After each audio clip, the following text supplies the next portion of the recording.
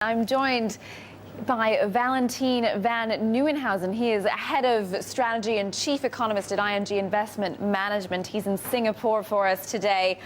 Good to see you, Valentijn. So is the optimism that we're seeing in the markets over the European debt crisis and a potential solution coming in about a month, is it merited?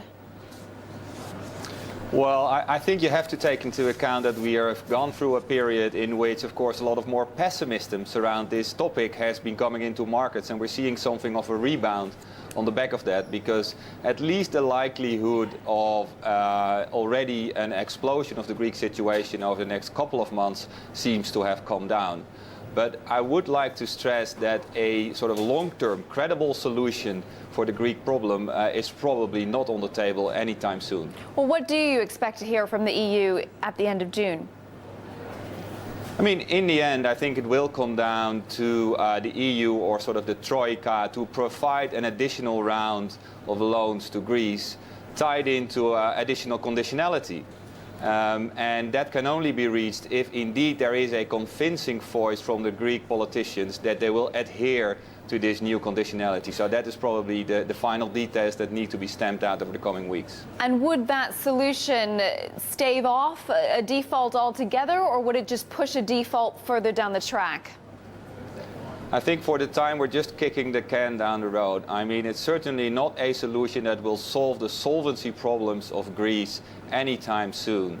Obviously, at some point, there is a probability that growth prospects for Greece will improve on the back of structural reform. And there's certainly an option for that to create a situation in Greece like that. But we're not going to see material signs of that over the next couple of months. So I would be very surprised if somewhere next year we will not be discussing the same topic all over again. We've been speaking to Larry Fink, the CEO of BlackRock, and he says that he's very worried about Europe because he says even if you had some sort of restructuring with Greece, it wouldn't stop there. You'd have to then do the same for Ireland and Portugal. And he says before all of that, you'd have to recapitalize the region's banks. You'd need a European TARP. Do you subscribe to that view? Well, I think there is indeed still a lot of reason to be worried. And one of the points that I've been making is that we should not be playing this through sort of a blame game. And although, of course, first and foremost, the Greek government is responsible for all the problems with respect to public finances, that situation is different in Ireland and Spain, which were actually outperformance in the first 10 years of the Eurozone with respect to public finances, even compared to Germany and France.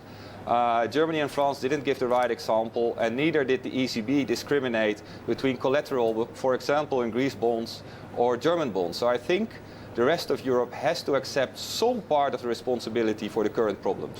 And unless they accept that responsibility, then the likelihood of them all acting together is slim. Let me just ask you this, though. You also point out that Eurozone public finances on the whole are actually better than that of the US, the UK, and Japan. What does that mean, and how do you invest on that basis? Well, I do think it's a very important point. I mean, the European situation is not a situation of just simply too much debt. The Eurozone as a whole has certainly a very credible fiscal situation. It's just a distributional problem. And that just shows you that it's the design of the Eurozone which is partly to blame for the current problems, not so much the overall debt load of the Eurozone economy.